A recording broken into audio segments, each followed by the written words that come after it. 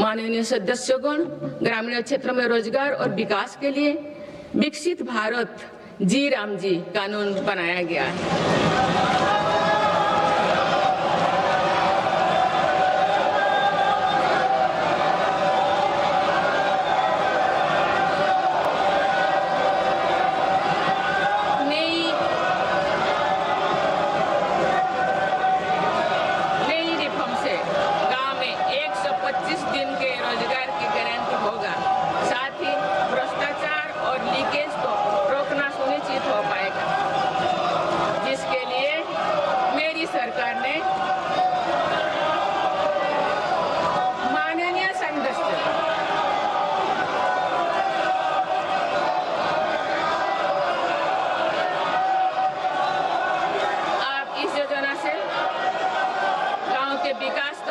मिलेगी और किसान, पशुपालन और मछुआरे साथियों के लिए नई सुविधाएं निर्मित होगी।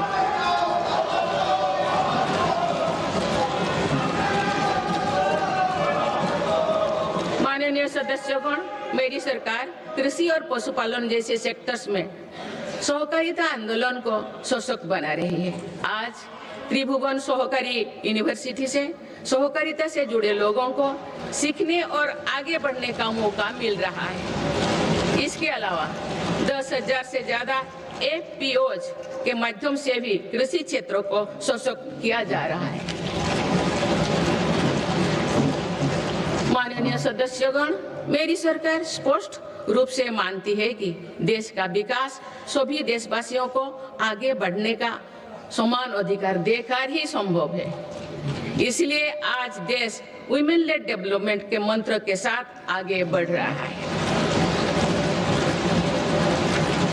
मेरी सरकार ने महिलाओं के लिए समर्पित विशेष योजनाएं बनाए हैं और साथ ही अन्य योजनाओं के केंद्र में भी महिलाओं को रखा है।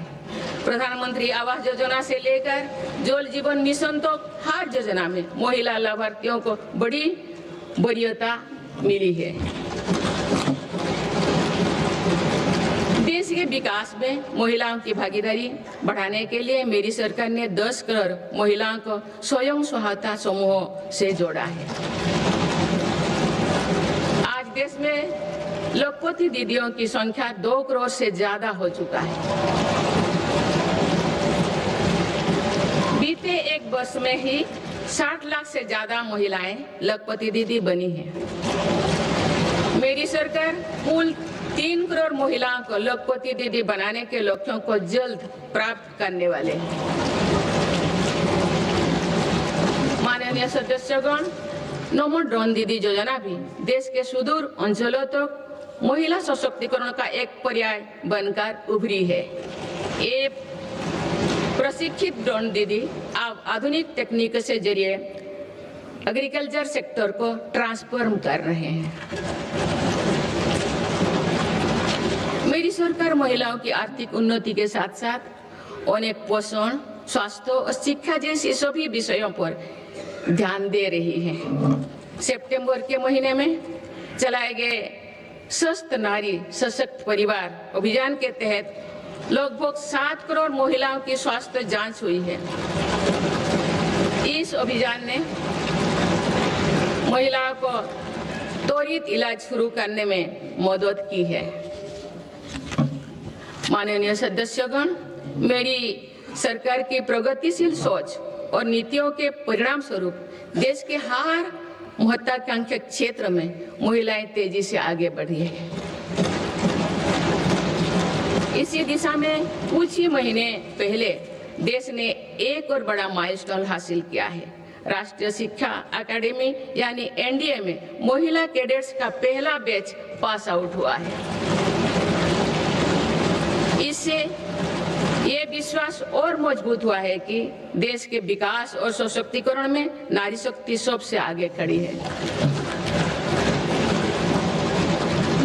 माननीय सदस्यगण, श्री गुरु तेग बहादुर जी ने हमें सिखाया है, भय काहू को देत नय भय मानत आन, यानी हम ना किसी को डराएं और ना किसी से डर कर जिए।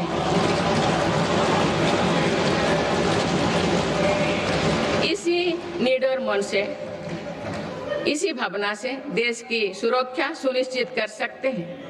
भारत ने सिद्ध किया है कि शक्ति का प्रयोग उत्तरदायित्व और विवेक के साथ किया जा सकता है। ऑपरेशन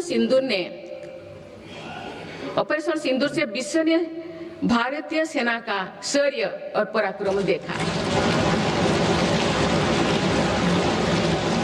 हमारे देश ने अपने संसाधनों के बल पर आतंकियों के अड्डे को ध्वस्त कर दिया है।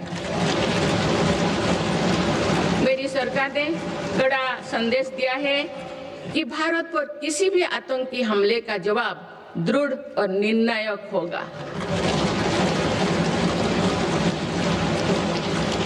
सिद्धू जोल समझौते को स्थगित किया जाना भी आतंकवाद के विरुद्ध हमारी लड़ाई का हिस्सा है। देश की रक्षा व्यवस्था को और मजबूत बनाने के लिए मिशन सुदर्शन चक्र पर भी काम हो रहा है। माननीय सदस्यगण, मेरी सरकार की नीतियों के अनुरूप सुरक्षा बलों ने माओवादी आतंक पर भी निर्णायक कार्रवाई की है। वर्षों तक देश के 126 जिलों में असुरक्षा, भय और अविश्वास का वातावरण था। माओवादी विचारधारा ने कई पीढ़ियों का भविष्य अंधकार में डाल दिया। इसका सबसे ज्यादा नुकसान हमारे युवाओं, आदिवासी और दलित भाई बहनों को हुआ। आज माओवादी आतंक की चुनौती 126 जिलों से घटकर 8 जिलों तक सीमित हो गए हैं। इनमें भी 3 जिले ही ऐसे हैं जो गंभीर रूप से प्रभावित हैं। इस एक साल में माओवादी से जुड़े लगभग 2000 लोगों ने आत्मसमर्पण किया है। इससे लाखों नागरिकों के जीवन में शांति लौटी है। माओवादी से प्रभावित रहे इलाकों में परिवर्तन को आज पूरे देश देख रहा है। बीजापुर के एक गांव में 26 साल बाद बस पहुंची तो लोगों ने किसी उत्सव की तरह खुशी मनाई।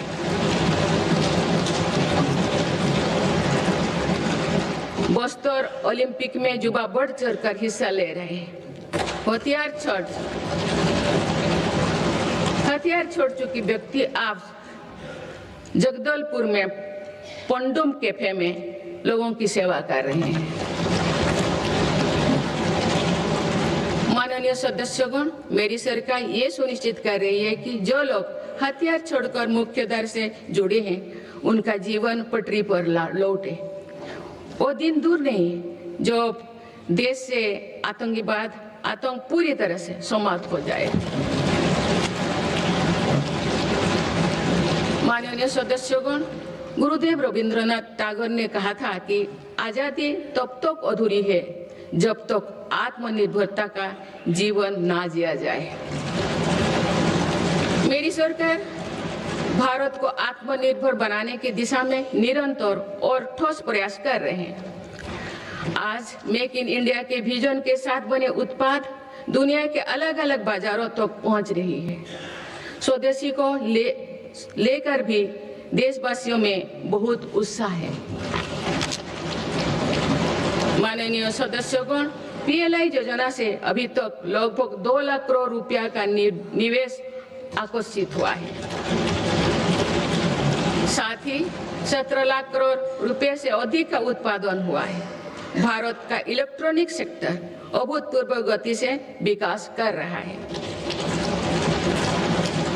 बीते 11 वर्षों में इलेक्ट्रॉनिक्स प्रोडक्शन में 6 गुना वृद्धि हुई है।